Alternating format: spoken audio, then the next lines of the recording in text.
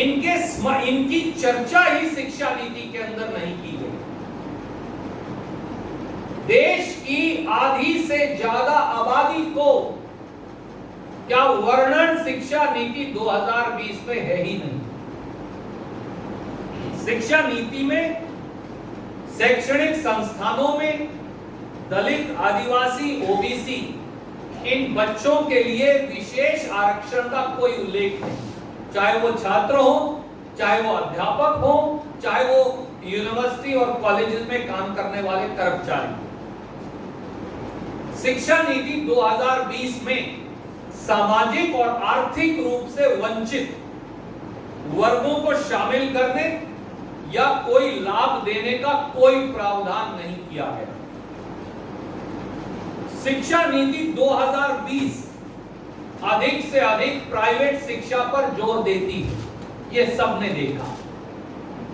परंतु क्या मोदी जी और देश के शिक्षा मंत्री बताएंगे कि जब सरकारी शिक्षण संस्थान बंद हो जाएंगे और उनकी जगह और भाजपा के अग्रिम संगठन शिक्षण संस्थानों की स्वायत्तता और विद्यार्थियों और अध्यापकों की अभिव्यक्ति की स्वतंत्रता पर आए दिन हमला बोल रहे हैं।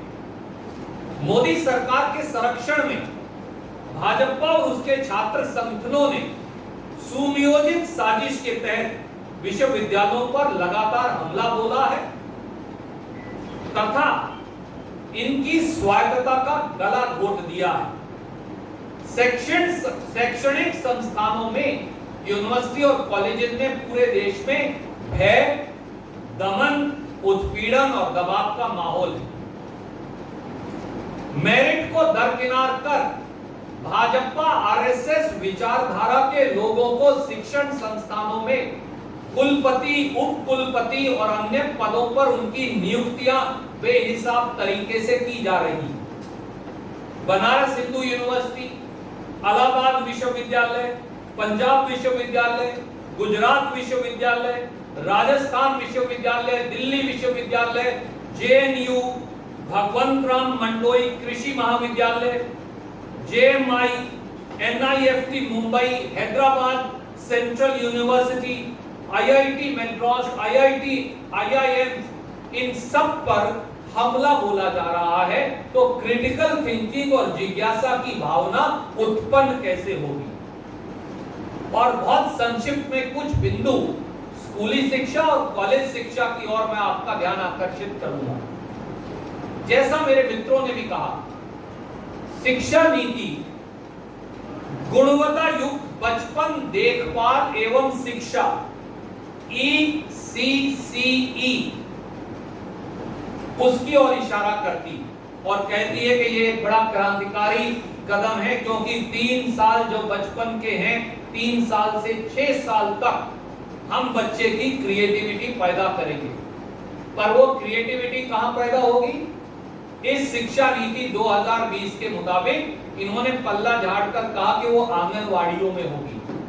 पर क्या मोदी जी और शिक्षा मंत्री जानते हैं कि आंगनवाड़ी वर्कर और आंगनवाड़ी हेल्पर ये तो सरकारी नौकर ही नहीं, ये तो गवर्नमेंट एम्प्लॉय है ही नहीं, और इनका मुख्य काम स्वास्थ्य और पोषण का है, शिक्षा का नहीं।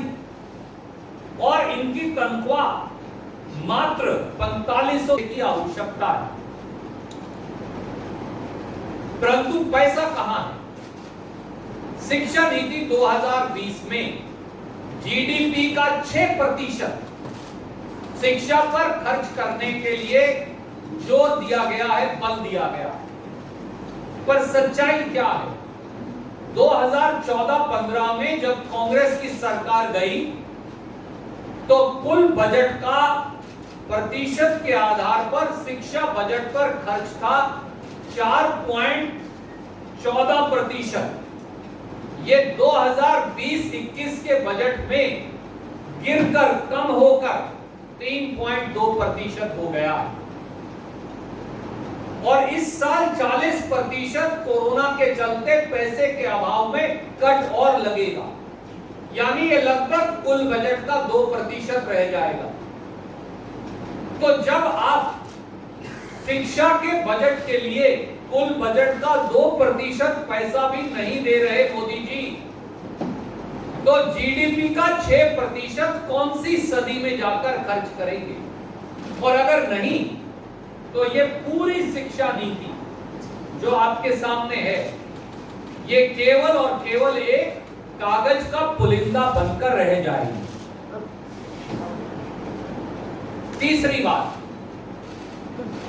गरीब और मध्यम वर्ग के लिए यह शिक्षा नीति एक नया डिजिटल डिवाइड पैदा करती है।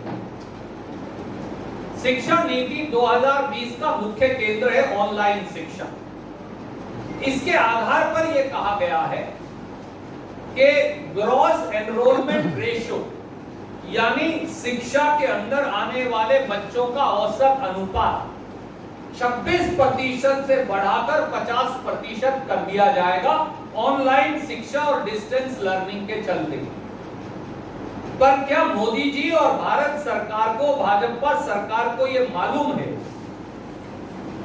कि इससे देश में गरीब के बेटा और बेटी, मध्यम वर्गीय लोगों के बेटा और बेटी और अमीरों के बीच एक नया डिजिटल डिवाइड पैदा हो जाएगा? जैसा कोरोना 19 में ऑनलाइन शिक्षा में हमने देखा कि वंचित वर्गों के, गरीबों के 70% बच्चे ऑनलाइन क्लासेस का लाभ नहीं उठा पाए, क्योंकि या तो इंटरनेट कनेक्टिविटी नहीं है या कंप्यूटर की व्यवस्था नहीं है। मोदी जी, क्या आप जानते हैं कि इस ऑनलाइन शिक्षा के आधार पर ग्रॉस एनरोलमेंट रेशियो बढ़ाने से गांव और शहर के बीच भी एक नया डिजिटल खाई पैदा कर रहे हैं, क्योंकि गांव में इंटरनेट की सुविधा, स्पीड और कंप्यूटर की उपलब्धता न के बराबर है आज भी। तो ऐसे में गरीब, शोषित, दलित, पिछड़े, वंचित, मध्यम वर्गीय, साधारण परिवारों के बेटे और बेटियों का क्या होगा? और हमने एक आंकड़ा आपको दिया है जो भारत सरकार